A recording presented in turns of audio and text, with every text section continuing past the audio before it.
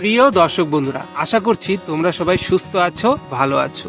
সামনে যে তোমরা নতুন ড্রাগন গাছের চারাগুলো দেখতে পাচ্ছ, এই চারাগুলির আপডেট কিন্তু আমি তোমাদের মাসখানেক আগে কিন্তু দিয়েছিলাম।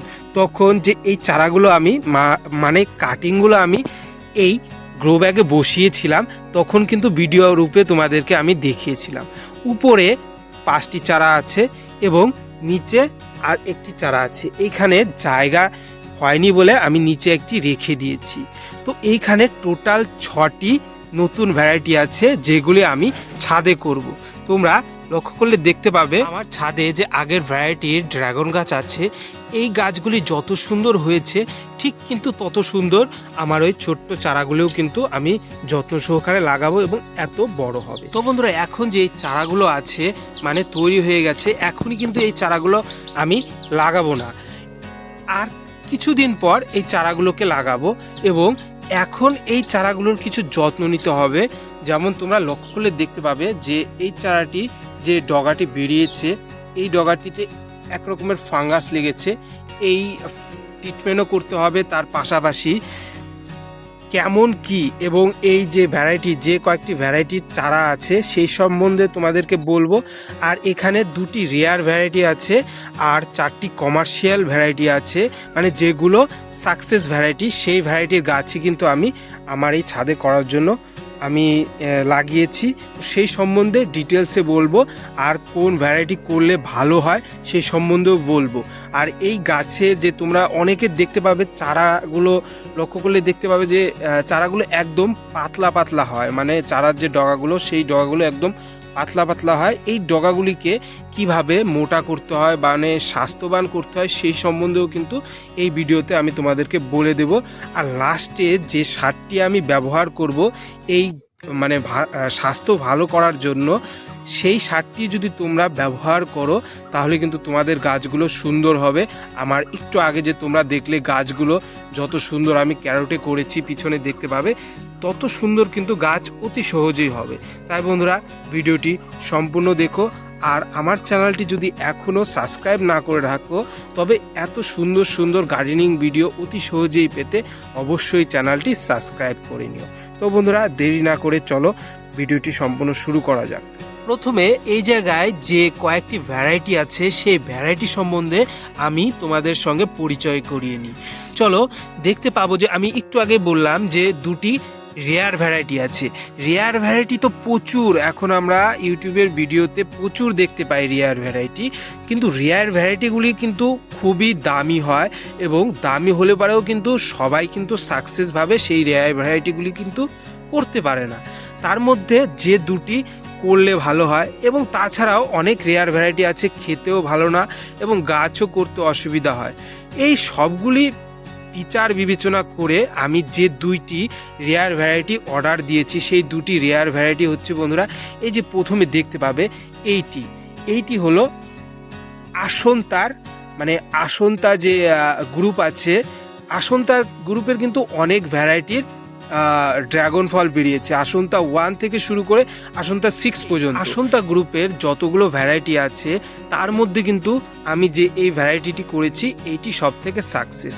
এর ফুলটা দেখতে যেমন সুন্দর, তেমন কিন্তু ফলটাও খুবই সুন্দর, আবার খেতেও খুবই মানে ভালোই মিষ্টি। তা অনেক গ্রুপ বলতে 1, 2 এগুলো কিন্তু ভিতরে ফ্ল্যাশ সাদা হয়, কিন্তু এর কিন্তু হালকা পিঙ্ক কালারের ভিতরের ফ্ল্যাশ হয়। আমি ছবিতে দিয়ে দেওয়ার চেষ্টা করব।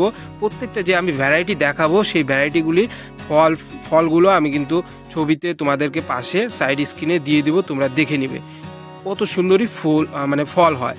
তো বন্ধুরা, এর যে ফুলের কথাটা বললাম, ফুলটা যত সুন্দর দেখতে হয় তোমরা সাইডে দেখতে পাবে, তেমনই কিন্তু ফলও ভালো হয়। আর যেমন বললাম 1, 2 ফ্ল্যাশ কিন্তু ভিতর থেকে, মানে ভিতরের অংশ কিন্তু সাদা হয়, তারপরে 3 থেকে কিন্তু ভিতরে কিন্তু হালকা পিঙ্কেশ হতে শুরু করে। তো এর মধ্যে আমি এটি হলো আসন্তা 3। এই আসন্তা 3 একটি সাকসেস ভ্যারাইটি, সেই হিসাবেই কিন্তু আমি এটি করার জন্য আমার ছাদে আমি এই কাটিংটি বসিয়েছি অর্ডার দিয়ে। এটি এই কাটিংটির দাম খুবই বেশি নিয়েছিল বন্ধুরা, একটি কাটিং মোটামুটি 400 টাকার মতো নিয়েছিল। তো বন্ধুরা, আমি সেই কাটিংটি চারা করার জন্য বসিয়েছি। সেই চারা কিন্তু হয়ে গেছে। আমি দুটি কাটিং করেছিলাম, মানে দুটি চারা করেছিলাম, দুটি হয়েছে। আমি একটি এখানে নিয়ে এসেছি আর একটি সাইডে আছে। তো বন্ধুরা এটি কিন্তু হয়ে গেছে রেডি। আসন্তা 3 একটি রেয়ার ভ্যারাইটি। তারপরে যেটি আছে এই যে এইটি দেখতে পাবে, এই যে চারাটি এর গ্রোথটি কিন্তু আর বাকি সব যে আছে তার থেকে বেশি। এটি বন্ধুরা আরেকটি জনপ্রিয় রেয়ার ভ্যারাইটি, সেটি হলো পালোরা গোল্ড। পালোরা মানে যত বলে, মানে আমি আগে ভিডিওতে যখন নতুন গাছ করব, নতুন ড্রাগন ফল করব, তো ড্রাগন ফলের মধ্যে সবথেকে মিষ্টি ফল এই পালোরা গোল্ডের ফল। মানে ড্রাগন ফলের মধ্যে যে মিষ্টতা হয় তার মধ্যে কিন্তু বেশি মিষ্টি এই পালোরা গোল্ডের ফল হয়। আর এর ফল কিন্তু দেখতে হলুদ কালারের হয়। তাই বন্ধুরা নিশ্চিতভাবে এই একটি রেয়ার ভ্যারাইটি কিন্তু আমরা অনায়াসে আমাদের ছাদে করতে পারি। এটিরও দুটি আমি কাটিং করেছি, তার মধ্যে দুটি সাকসেসভাবে হয়েছে। আমি বেশ কিছু করেছিলাম, তার মধ্যে একটি শর্ট ভিডিওতে আমি তোমাদেরকে দেখিয়েছি 3টি কাটিং আমার মারা গেছে, আর বাদবাকি কিন্তু আমি সাকসেসভাবে করতে পেরেছি। তো এটি গেল পালোরা গোল্ড। দেখতেই পাচ্ছ এর কিন্তু গ্রোথ সব থেকে বেশি আর বাদবাকিগুলোর থেকে। তো বন্ধুরা এই দুটি রেয়ার ভ্যারাইটি আছে, এই দুটি আমি সাইড করে রেখে দিচ্ছি।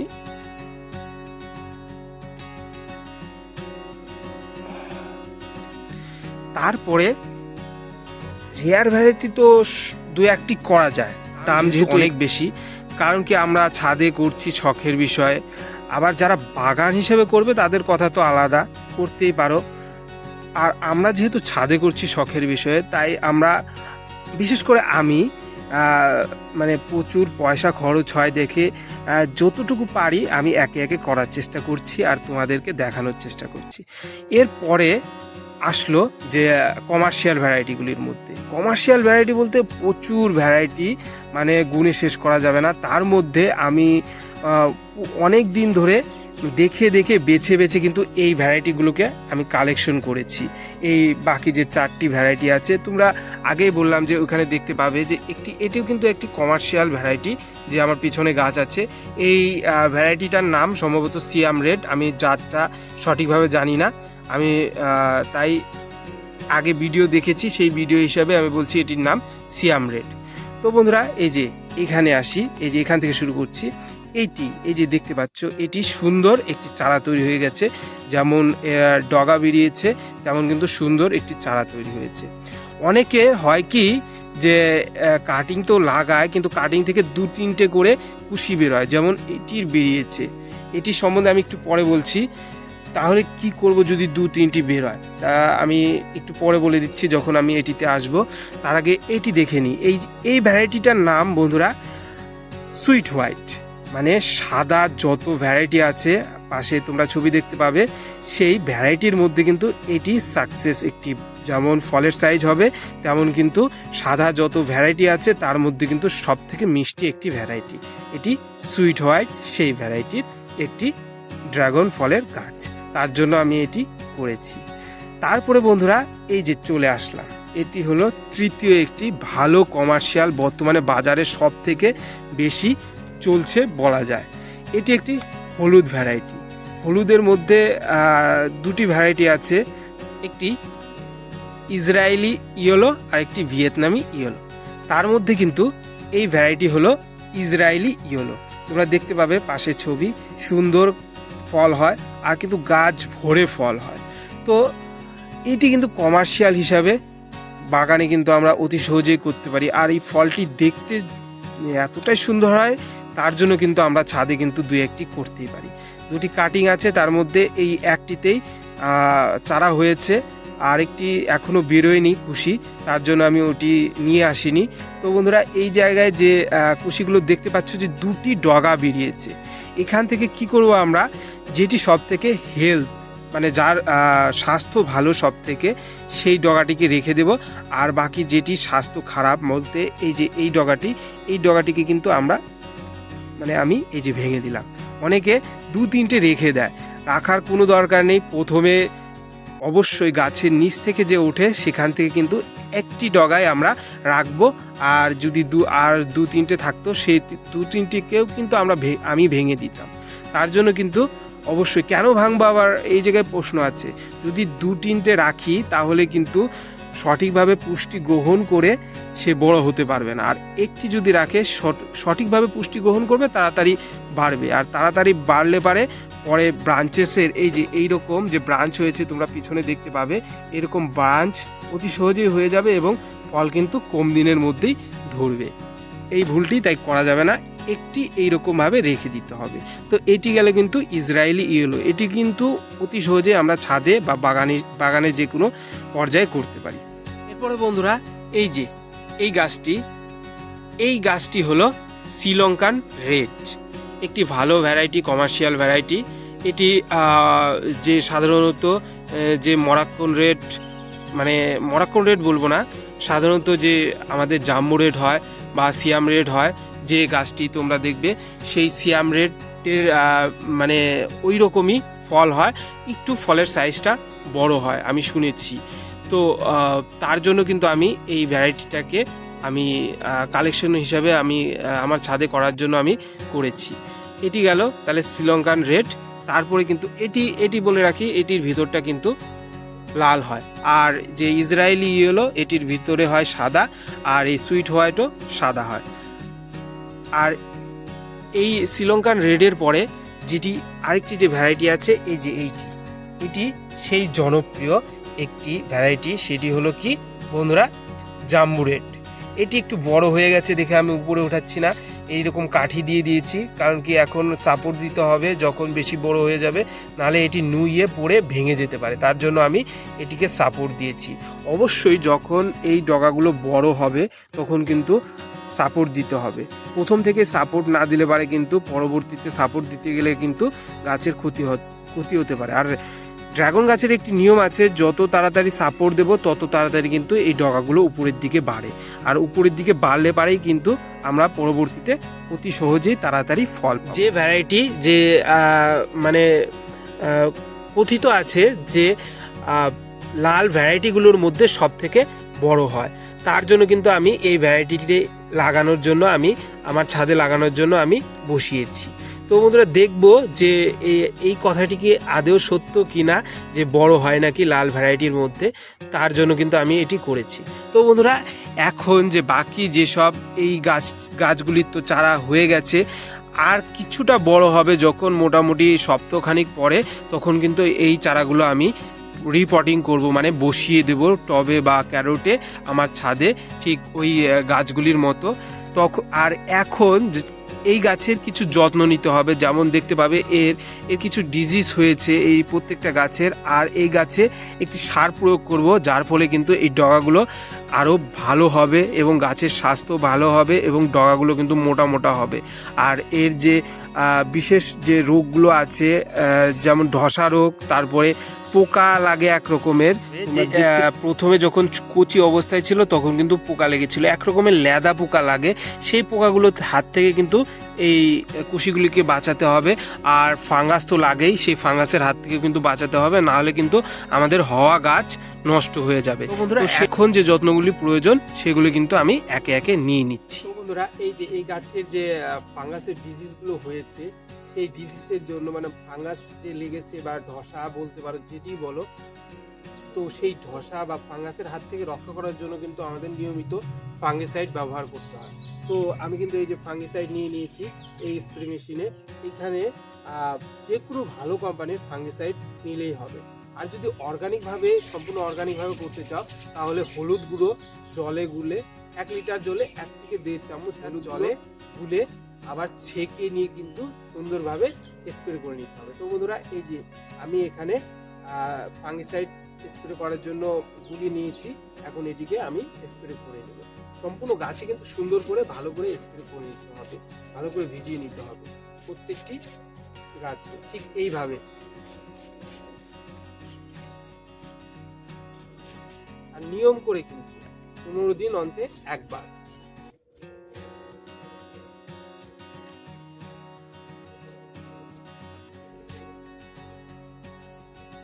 প্রত্যেকটি গাছে মোটামুটি ভালো করে আমি ফাঙ্গিসাইড স্প্রে করে নিয়েছি।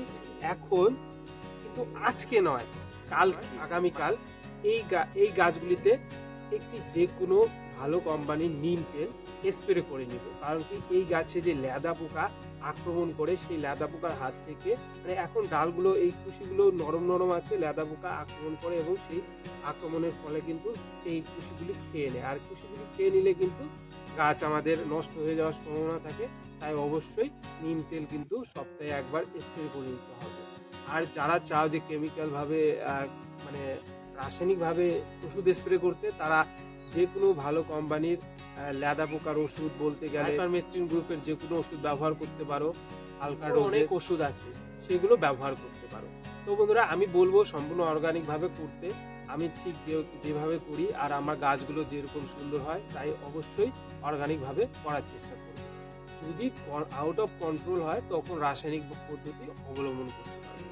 তো কিন্তু আবার তাও বলে রাখি, যখন ফল ফুল আসবে তখন কিন্তু কোনো রকমের রাসায়নিক ওষুধ বা সার ব্যবহার করবে না। সার তো ব্যবহার করতে আমি মানাই করি, কারণ কি রাসায়নিক সারের প্রয়োজনই হয় না। আমাদের ড্রাগন গাছ বলতে যে কোনো ফল গাছ তোমরা আমার বাগানে দেখতে পাবে, যে কোনো গাছে কিন্তু আমি রাসায়নিক ওষুধ ব্যবহার করি। এরপরে বন্ধুরা, এই গাছের তো খাবারের প্রয়োজন।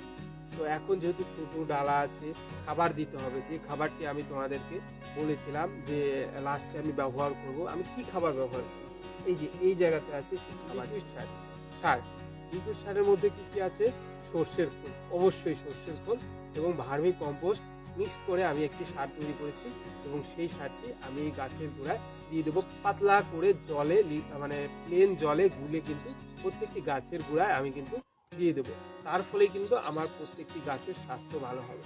শুধু সর্ষের খোল দিয়ে সার তৈরি করেও দিতে পারো। এখন যারা ভার্মি কম্পোস্ট নেই যাদের কাছে, তারা কিন্তু সর্ষের খোলের সার অতি সহজেই ব্যবহার করতে পারে।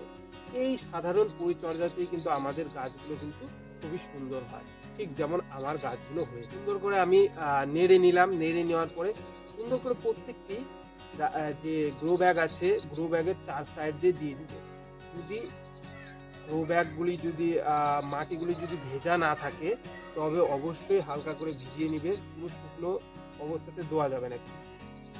প্রত্যেকটিতে মানে বেশি না, হালকা মাত্রায় দিতে হবে, যেহেতু ছোট গাছ, বেশি দিলে পারে আবার বিপরীত হতে পারে। তার জন্য অবশ্যই হালকা করে দিতে হবে।